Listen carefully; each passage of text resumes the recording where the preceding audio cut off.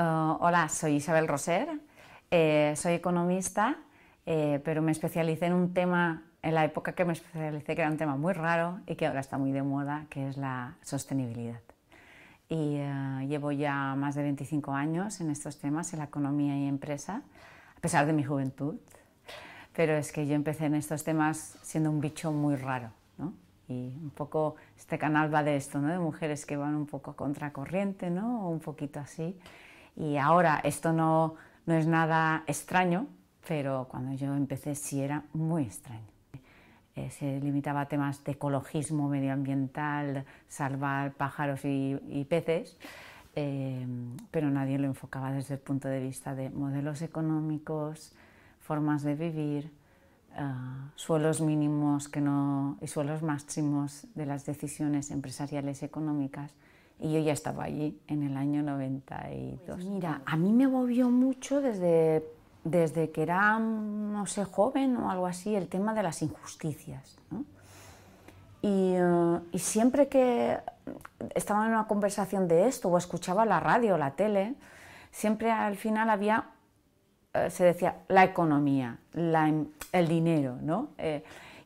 ¿Por qué la economía o la política tiene que ser como la causa de muchas cosas, ¿no? De problemas? Cuando yo veía que eso era un gran potencial de solución, ¿no?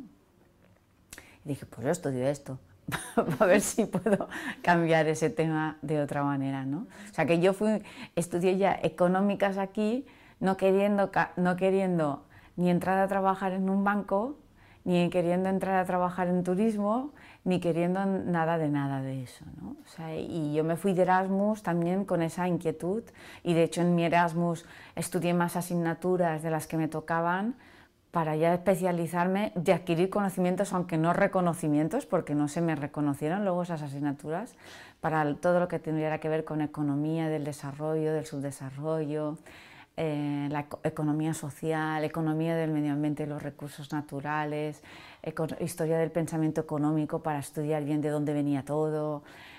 Sí, siempre me fui una economista un poco rara, ¿no? No fui una economista utilitarista en ese sentido, sino más una economista desde el punto de vista a lo mejor de política económica, de estrategia económica y de impacto y cambio social, ¿no? Y con el tiempo me fui metiendo más en estos circuitos así y fui intentando, siempre tuve esa capacidad tengo un padre que es muy detector de personas clave y yo creo que eso lo llevo un poco en la genética, ¿no? Y siempre supe detectar interlocutores clave. Y eso me fue haciendo especializar, a pesar de que no era una persona ni con recursos económicos, pero sí con recursos y habilidades personales. Esto es mi leitmotiv, de hecho mi despacho, que le puse un nombre por tener un nombre, ¿no? Se llama Hilo Sostenibilidad, porque yo me gusta eso, hilar ideas y personas. Además los hilos puedes trenzarlos, los hilos puedes tejer cosas, ¿no? Me gusta hilar ideas y personas para la transformación sostenible económica, social y medioambiental, ¿no? Y eso me encantaría que me tocara la lotería y solo dedicarme a eso, realmente, a poder generar esas conexiones y también esas metodologías para conectar, ¿no? Eso lo he ido desarrollando durante los últimos años. He hecho proyectos con IKEA muy interesantes en ese sentido, porque sí que creo que la gente, ahora se nos llena mucho, esta mañana que estaba en una conferencia, la boca con las alianzas y tenemos que aliarnos y tenemos que tal y cual, pero la gente aliarnos parece que es que me cuentes por teléfono qué vais a hacer y ya veo si me sumo o no me sumo, pero las alianzas no van de eso. Las alianzas, los demás es de verdad compartir, con M, y sentarte a compartir y a crear cosas juntos, y a diseñar, no a darte los hechos consumados, ¿no? El no es consumados, porque si no puede llegar a ser consumidos. Y a mí eso no me mola, no me mola. Y además es que se pierde tanta inteligencia, tanta energía y se genera luego tanta mala energía por no haberlo hecho, por la torpeza de no compartir las cosas antes.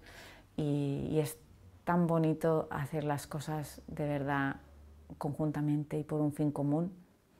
que eso es lo que me mueve más, ¿no? Lo que te das cuenta es que si no se aborda desde una gestión del cambio, si se aborda desde un aspecto solo técnico, esto no tiene el potencial de competitividad y productividad que se busca siempre al final con todas estas cuestiones, ¿no?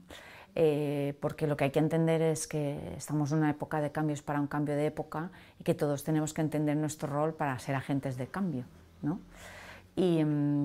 Y si las empresas, si los gobiernos lo afrontan de esta manera, la verdad es que se pueden acelerar muchísimo más los cambios, ¿no? Porque puedes a lo mejor hacer más comunión con mucha más gente que si lo haces de una manera unilateral, ¿no? Porque es que eso es muy importante.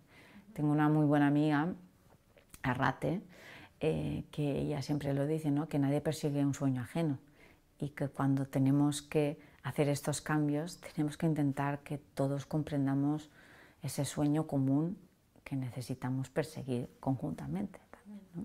¿Te has encontrado de alguna forma, no sé, en tu profesión, siendo mujer, con algún tipo de trato diferencial, ya sea positivo o negativo? No sé si ha sido alguna especie de característica especial o no te ha parecido relevante. Sí, en algunas ocasiones, sí, sí. En una empresa en la que estuve me dijeron, digo, lo único que es que no me veo muchas mujeres en la empresa, pero veo muy pocas directivas. Me dijo, es que es un sector donde los horarios no están hechos para la mujer. Digo, ¿cómo que no están hechos para la mujer? Digo, yo algunos días me voy a las 8:30, 9 de la noche, digo, y aquí solo quedan mujeres trabajando. Lamentable, y además a mí lo que me duele más es ver gente de mi edad que aún sigue pensando esto, ¿no? Que no se puede. Que no se puede, ¿no? Que son horarios que no son para mujeres, o que las mujeres siguen renunciando, pero también te tengo que decir que de cada vez más me voy encontrando casos de colegas y amigos que piden excedencias. Ayer justo hablaba con un colega y eso es muy importante, ¿sabes? Es muy importante, ¿no? Porque, claro, yo oigo a veces en algunas empresas de, bueno, ahora va a ser padre, y ahora se va 4 semanas, ¿sabes? Aún se oye eso. Claro, y yo digo, ya, pero es que si no, nunca será igual. ¿Cómo has vivido tú la conciliación siendo madre? Porque también ese ha sido un reto, supongo, en su momento. Un gran reto, muy agotador, la verdad. Yo tengo una amiga que ya no tenía hijos, dice, yo siempre decía, qué pesada Isa, siempre está cansada. Y después ella tuvo un hijo, mucho más después que yo, y me decía, madre mía, ahora cómo te he entendido. Porque claro, yo he vivido en Madrid, no tenía la familia allí por decisión propia, y no siempre me pude permitir una persona que nos ayudara en casa. Y una pequeña etapa en la que me lo pude permitir, cuántas mujeres ayudan a otras mujeres a poder desarrollarse, la verdad. Es una trenza inmensa la de un poco el apoyo, ¿no? Entre mujeres, que a nosotros nos ayudó, nuestra Miriam, a mí me ayudó a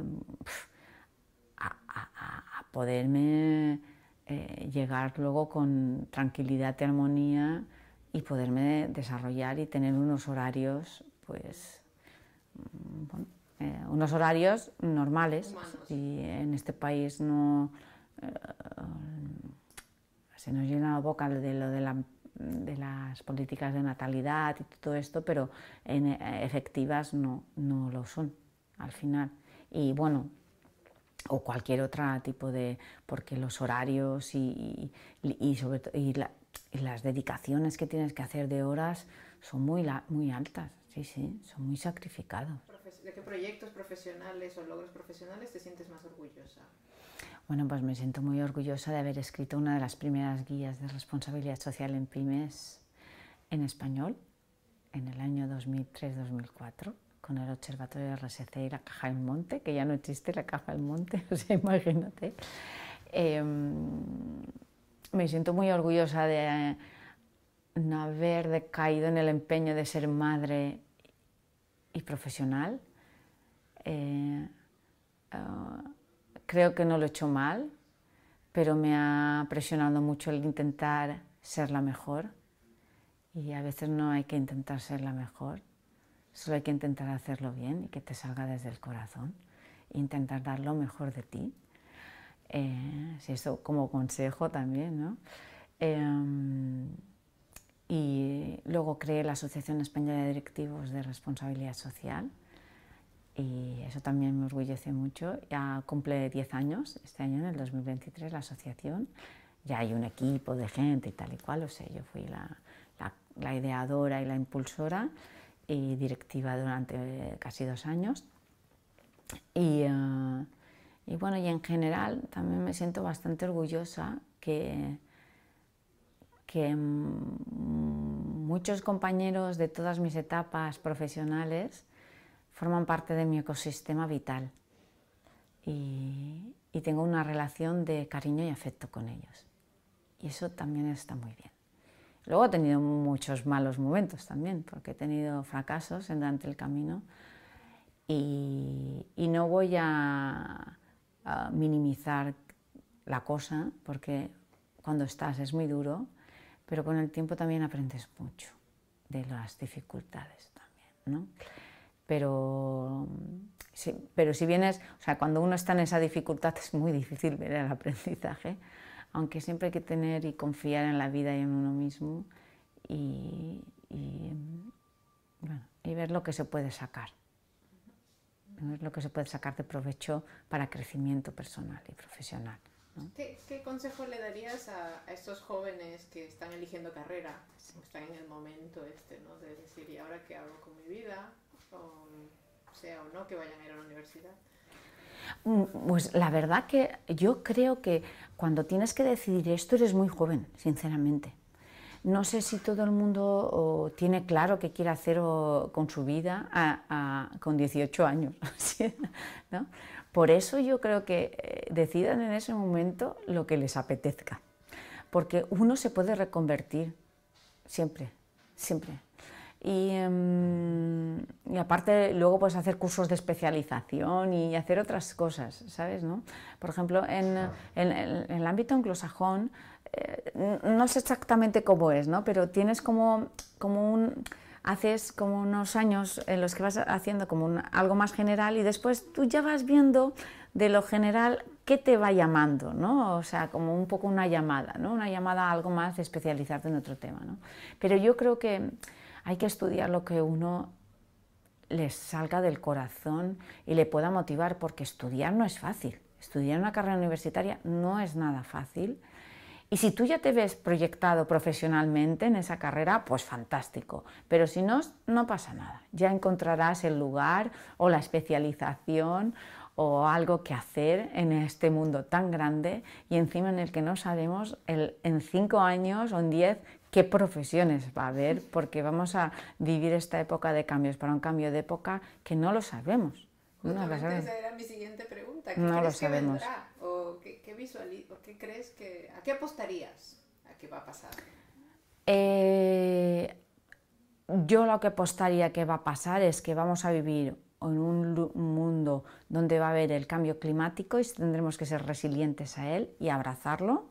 Intentar esforzarnos a que ese cambio climático no vaya más, porque si no será un poco más catastrófico para todos y que puede ser muy emocionante también vivir esta época de cosas nuevas. El otro día estaba en una conferencia con un colega y referente de Acciona, José Luis Blasco, y él dice, ¿quién nos iba a decir ahora que podríamos grabar esta entrevista a través de un móvil hace 15 años o 10 años? Nadie nos lo hubiéramos creído, eso hubiéramos pensado que pasaba en Regreso al Futuro 3, ¿no?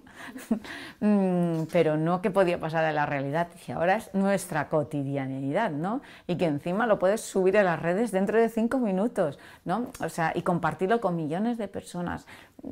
Yo creo que si hemos avanzado tanto en estos últimos años, con menos recursos que los que tenemos ahora, lo que avanzaremos es que tenemos que tener sobre todo la mente abierta y estar atentos a las certezas. Y las grandes certezas para mí son el cambio climático, que tenemos que también atender a esa desigualdad tan creciente y esa pérdida de biodiversidad, porque desde lo mío esto es lo que hay que tener presente, ¿no? Y estas son grandes certezas, ¿no? Y todos tenemos un poco que, para mí, intentar sumar ahí a minimizar los impactos negativos y a intentar aumentar los positivos, ¿no? Y eso sería un poco lo que yo veo como de futuro. Ahora, ¿qué va a ocurrir exactamente? Pues no lo sé, porque la sociedad en estos momentos es tan líquida que tenemos que acostumbrarnos a vivir en la incertidumbre, sinceramente, aunque es duro vivir en la incertidumbre, ¿no? Desestabiliza mucho, pero yo creo que tenemos que pensar en eso, ¿no? Una amiga me regala una frase estas Navidades, ella siempre me escribe para Nochevieja, para el cambio de año, para dar buenos deseos, y dice, donde nada es cierto, todo es posible, ¿no? Con lo cual, pensemos en eso también, ¿no? Que nos ha tocado vivir una época de mente abierta y donde todo puede ser posible, incluso.